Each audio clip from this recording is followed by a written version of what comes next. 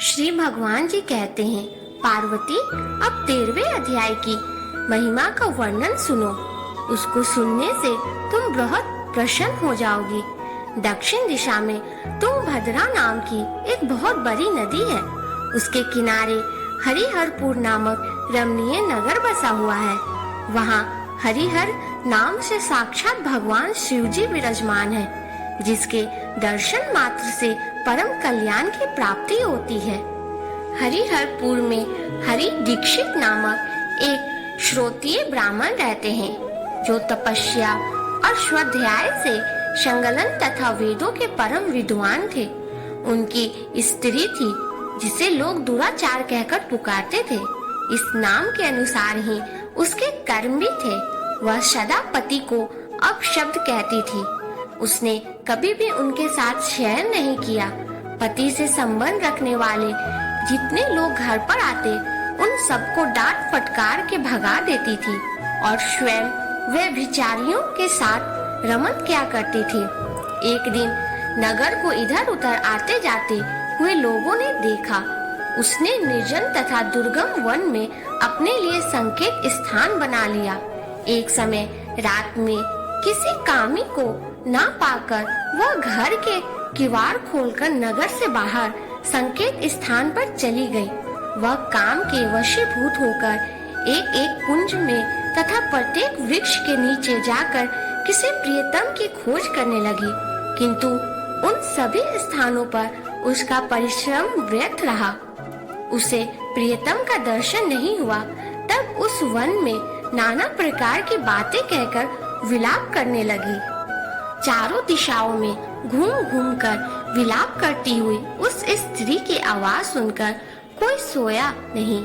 बाघ जाग उठा और उस स्थान पर पहुंचा जहां वो रो रही थी। उधर से वह भी उसे आते हुए देख किसी प्रेमी आशंका से उसके सामने खड़ी होने के लिए ओट से बाहर निकल आई।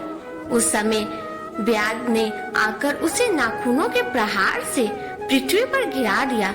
इस अवस्था में भी वह कठोर वाणी से चिल्लाती हुई पूछ बैठी, अरे बाघ, तू किस लिए मुझे मारना चाहता है? इससे पहले इन सारी बातों को बता, फिर मुझे मारना। उसकी यह बात सुनकर व्याघ हंसता हुआ बोला, दक्षिण देश में मलापहा नामक एक नदी है। उसके तट पर मुनिपर्णा नगरी बसी हुई है। वहाँ पंचलिंग नाम से प्रसिद्ध साक्षात भगवान शंकर निवास करते हैं। उसी नगरी में मैं ब्राह्मण के रूप में रहता था। नदी के किनारे अकेला बैठा रहता था और जो यज्ञ के अधिकारी नहीं है, उन लोगों से भी यज्ञ कराकर उनका अन्न खाया करता था। इतना ही नहीं, धन के लोभ में मैं सदा अपने वेद पाठ के फल को बेचता रहा। मेरा लोभ यहाँ तक बढ़ गया था कि अन्य भिक्षुओं को गालियाँ देकर हटा देता और स्वयं दूसरों को नहीं देने योग्य धन भी बिना दिए ही हमेशा ले लिया करता था। ऋण लेने के बहाने मैं सब लोगों को छला करता था।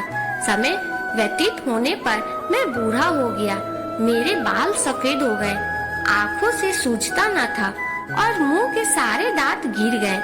इतने पर भी मेरी दान लेने की आदत नहीं छूटी।